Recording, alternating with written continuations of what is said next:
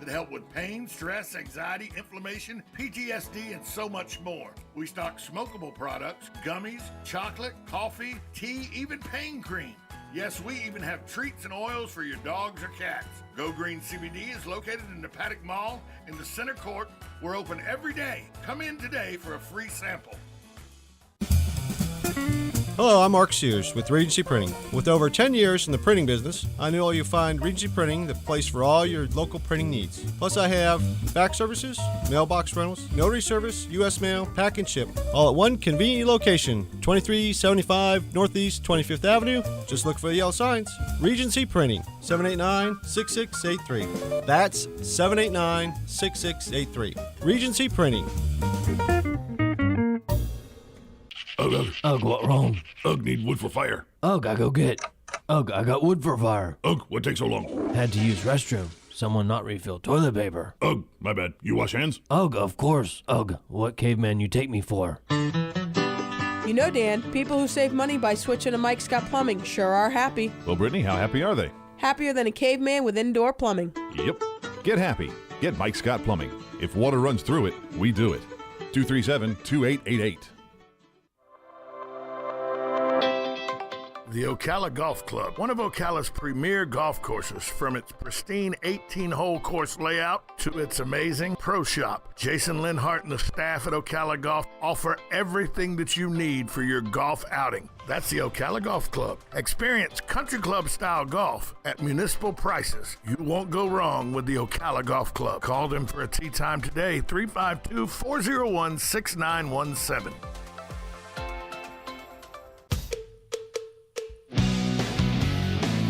It's Monday. Not sure how you did it, but you actually survived an entire 2 days without hearing from Tom. Good job to you. And once again, good luck. Welcome back to Ocala Talks on an overcast Monday, the last day of February. It is Rare Disease Day today.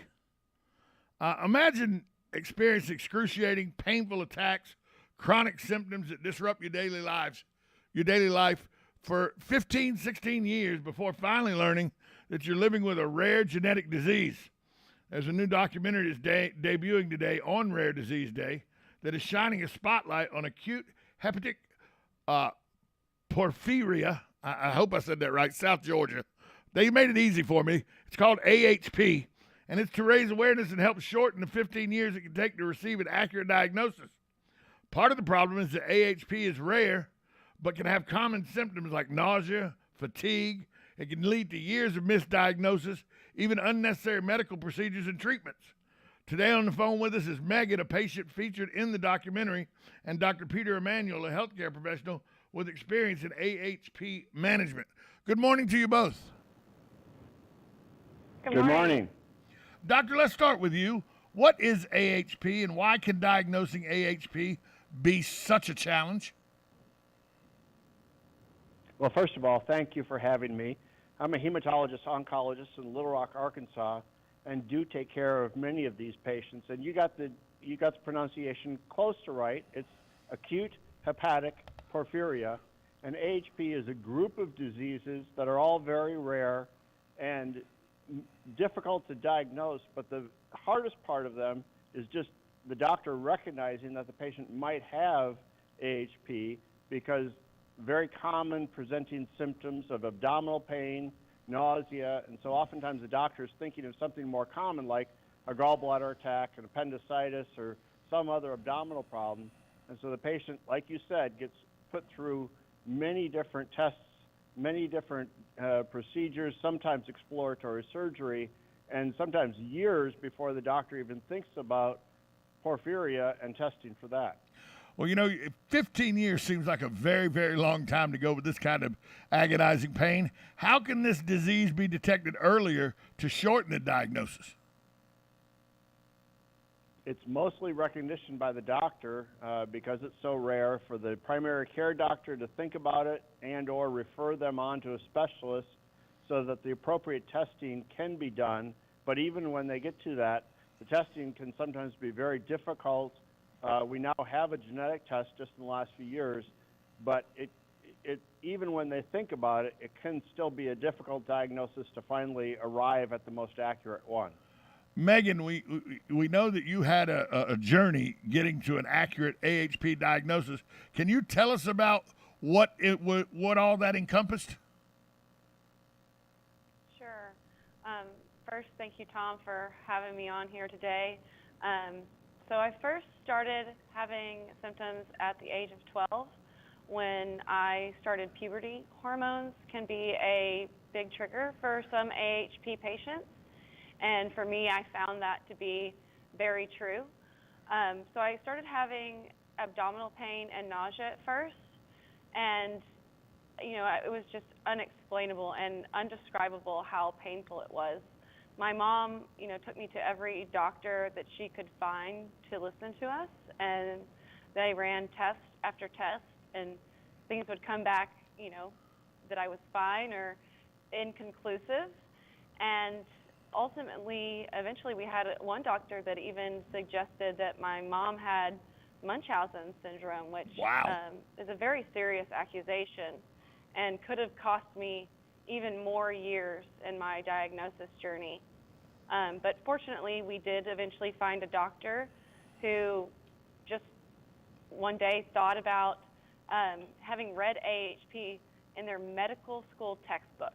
He hadn't heard of it since then, but so he decided to test me, and sure enough, that's what I had. And so I was 18 years old at that time, and it had been 6 years to that journey, and lots of heartache in between there. Probably felt like 60 years, not just 6 years, with that kind of pain.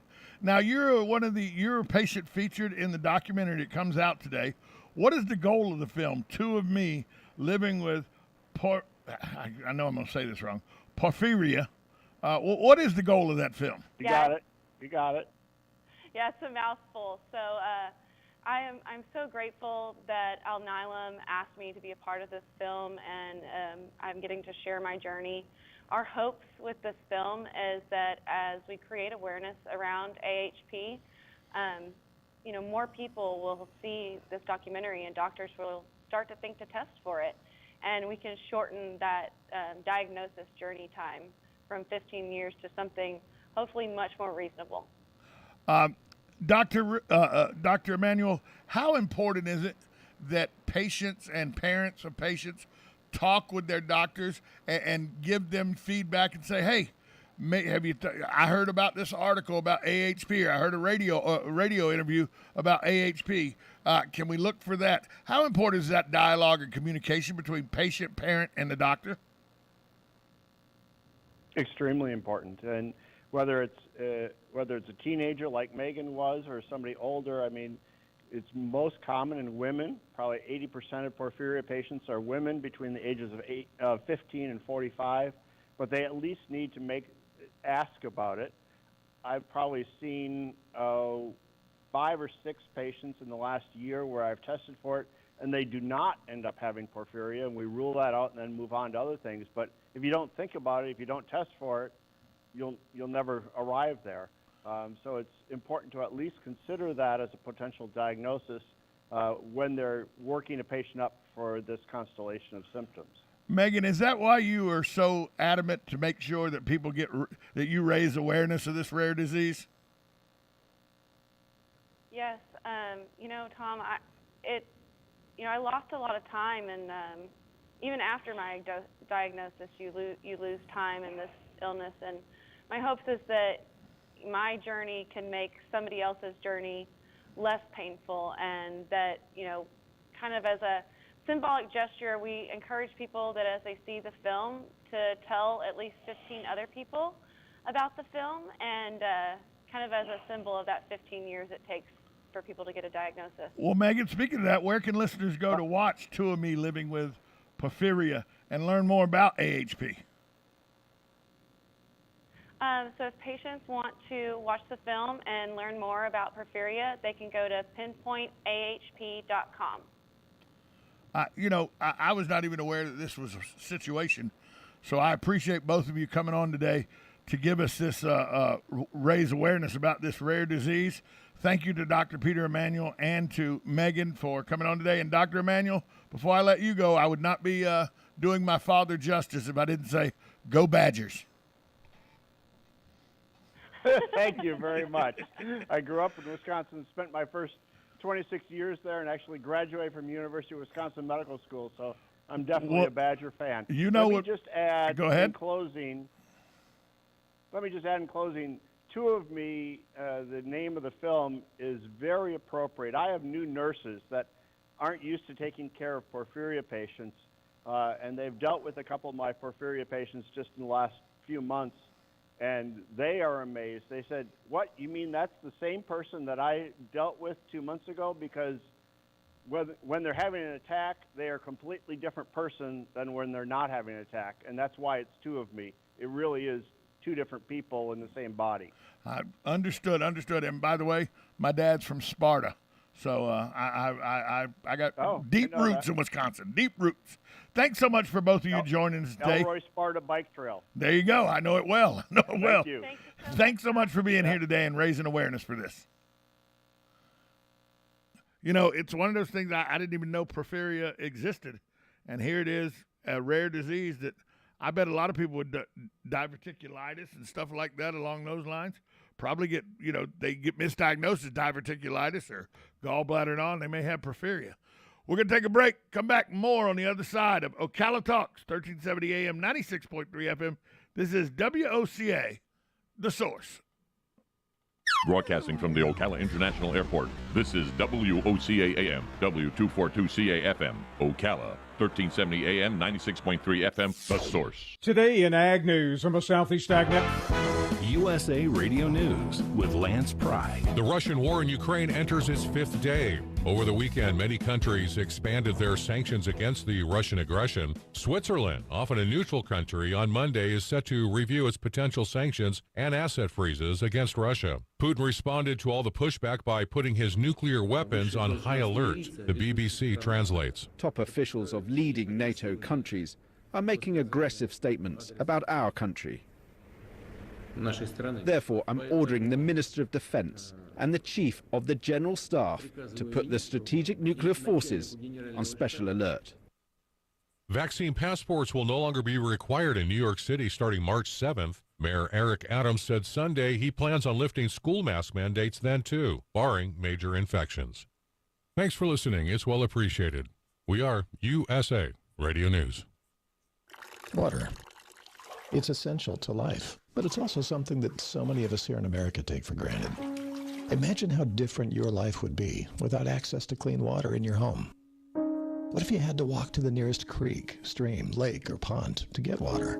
Suddenly, going to work and school wouldn't be an option because you and your children would have to spend your days collecting water. This is the day-to-day reality of most families living in the world's poorest countries. But what if I told you that you can change that reality for just pennies a day? Through our water projects, Food for the Poor is working to meet the need for water in 17 impoverished countries. But it won't happen without you. Incredibly, it only takes $15 to provide a child access to clean water for life. $15, decades and decades of access to water for a child. Give the life-changing gift of water now. Just text USA Radio to 91999.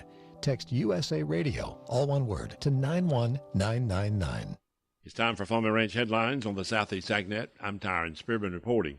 It's time for peanut farmers to decide how many they're going to plant this year as they watch cotton and corn prices continue to rise. So peanut contracts are still holding around $500 a ton and have not increased at this point. On the export market, a disappointing item for our peanut farmers. August through December of 21, we're waiting on 22 numbers. The peanut exports are down, fell 48% during December compared to last year. For the 5 months, total exports were down 30.6% as China is still not buying like they did last year. They had bought 33,000 metric tons, now buying only 7,000 metric tons, but far below last year's mostly peanuts they bought for oil stock to make peanut oil. Peanut butter exports are doing better. They grew 16.3% the first 5 months. Raw shell peanuts are down 20%. from August to December, and even December was down 25%. But the world economy, as they say, need to get back to some normal for peanut demand to rebound. We're still having trouble getting them into ports and get them shipped to the various countries because some shipping lines are not stopping at all points, and the COVID has hurt the labor market in the shipping business. Shrimp, grouper, stone crab, oysters, clams. That's just a sample of the great seafood that Florida's Gulf Coast is famous for. Fresh, wholesome seafood caught by fishing families that for generations have taken great pride in their work. No gathering is complete without delicious Florida Gulf seafood fresh from the docks. Remember, when shopping or dining out, ask for fresh from Florida seafood. That helps our state's fishermen and our local economies. I'm Tyron Spearman for Southeast AgNet. When it really counts, depend on the source for the latest weather updates, keeping you ahead of the storm. 96.3 FM, 1370 AM, The Source. Today will be sunny to partly cloudy with a shower this afternoon. High today 76 to 84. Then expect the showery weather this afternoon to continue through this evening with a passing shower. Otherwise, mostly cloudy tonight, low 60 to 64. Tuesday and Wednesday both should be nice days with clouds and sunshine. High tomorrow 79 to 81. High on Wednesday 80 to 85. From the Florida Weather Center, I'm Holly Holdren. You know what you want to do in retirement, but do you know how to get there? Join Gary and Don Crawford of Pinnacle Retirement Advisors for Retirement with Pinnacle, Saturday mornings at 9 to get answers